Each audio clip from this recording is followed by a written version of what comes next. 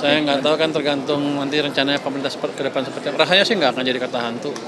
Karena kalau ekonominya dia bagus, uang saya akan banyak nanti. Jadi Anda nggak usah takut.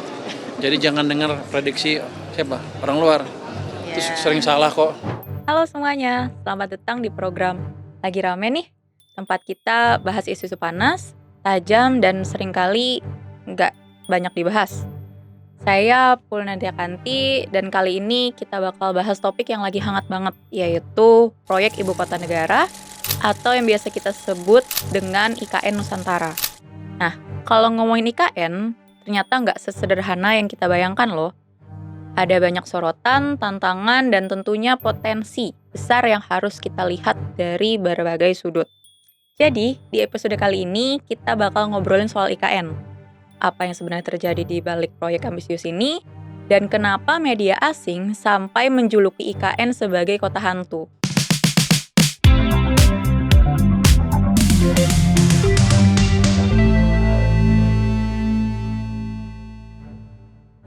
Jadi, proyek Ibu Kota Nusantara ini memang digadang-gadang sebagai simbol kemajuan dan pemerataan pembangunan di Indonesia. Tapi di tengah euforia itu ternyata muncul banyak masalah yang cukup serius. Mulai dari anggaran yang terus berkurang hingga investasi asing yang belum mencapai target. Pernah dengar nggak kalian soal kota hantu? Nah, itulah julukan yang diberikan oleh media asing, The Guardian, untuk IKN Nusantara. Mereka bilang kalau kota ini sepi banget, dengan jalanan besar, gedung-gedung futuristik, tapi kosong.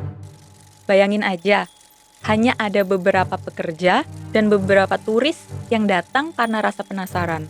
Nah, gimana bisa proyek sebesar ini bisa sepi kayak gitu? Nah, itu salah satu pertanyaan yang perlu kita cari jawabannya.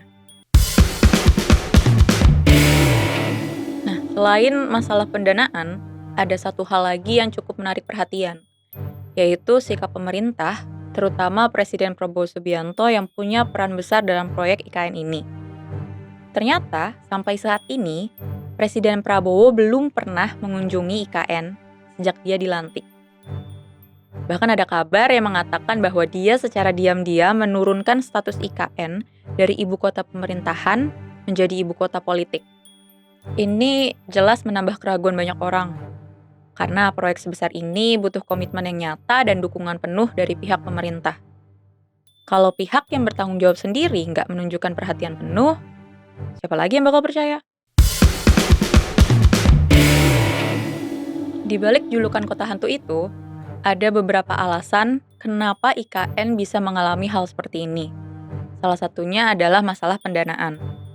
Pemerintah Indonesia sudah mengalokasikan dana sebesar 89 triliun untuk pembangunan IKN sejak dimulai pada 2022 hingga 2024. Nah, di masa pemerintahan saat ini, anggaran proyek IKN mengalami pemangkasan yang cukup besar. Presiden hanya menyetujui anggaran pembangunan infrastruktur Ibu Kota Nusantara untuk periode 2025 hingga 2028 sebesar 48,8 triliun. Tentu saja angka ini jauh lebih kecil dibandingkan dengan total rencana awal yang mencapai 466 triliun. Tentu tidak mudah mengoptimalkan anggaran yang terus berkurang agar proyek tetap berjalan sesuai rencana. Tambah lagi, investasi asing yang diharapkan belum bisa mencapai angka yang diinginkan. Di tengah krisis ekonomi global, banyak investor yang memilih untuk menunggu dulu sebelum terlibat lebih lanjut.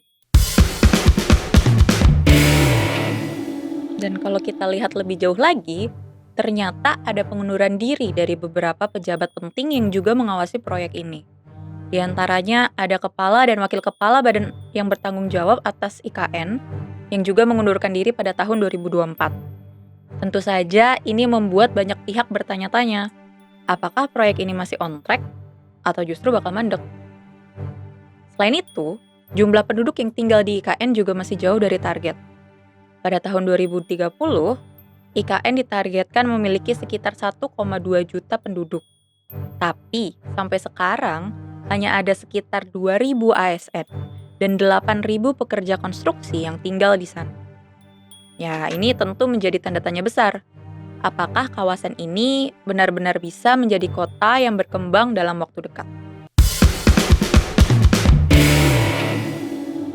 Tapi, meskipun ada banyak tantangan, pemerintah tetap berkomitmen untuk melanjutkan proyek ini. Kepala Otorita IKN, Basuki Hadimulyono, menegaskan kalau pembangunan tetap berjalan sesuai rencana dan bahkan Presiden Prabowo pun sudah berkomitmen untuk mempercepat penyelesaian proyek ini. Dalam hal anggaran, pemerintah juga sudah mengalokasikan 48,8 triliun untuk pembangunan infrastruktur IKN pada periode 2025 sampai 2028.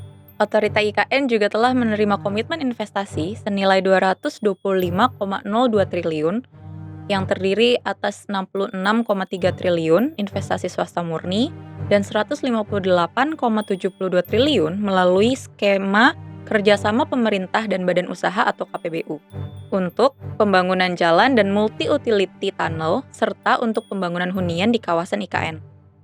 Kendati begitu, berbagai tantangan masih menghadang proyek yang telah dimulai sejak 3 tahun ini. Salah satunya adalah mengoptimalkan anggaran yang berkurang jauh dari sebelumnya, di samping investasi asing yang masih belum sesuai harapan. Nah, apa yang bisa kita simpulkan dari semua ini? Proyek IKN memang masih penuh tantangan, baik dari sisi pendanaan, investasi, maupun dukungan politik. Namun, dengan potensi besar yang dimiliki IKN untuk menjadi pusat pertumbuhan ekonomi baru di luar Pulau Jawa, masih ada harapan untuk keberhasilan proyek ini, asalkan masalah-masalah utama tersebut diatasi. Jadi, apakah IKN akan benar-benar menjadi kota masa depan yang kita impikan? Atau justru menjadi kota hantu seperti yang diprediksi? Hanya waktu yang akan menjawab. Tapi, yang jelas, kita sebagai masyarakat perlu terus memantau dan melihat bagaimana proyek ambisius ini berkembang ke depan. Kalau kamu punya pendapat atau pandangan tentang IKN, jangan ragu untuk tulis di kolom komentar ya. Dan jangan lupa juga untuk like dan subscribe supaya kamu nggak ketinggalan episode-episode selanjutnya. Sampai di sini dulu, saya Polinatia Kanti, sampai ketemu di episode selanjutnya. Tetap kritis, tetap waras.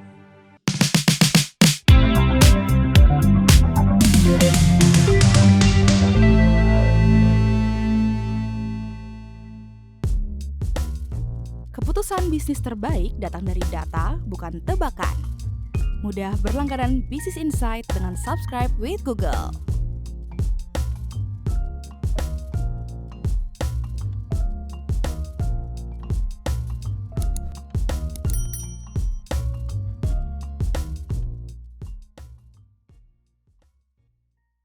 Download aplikasi Kontan sekarang di App Store atau Play Store.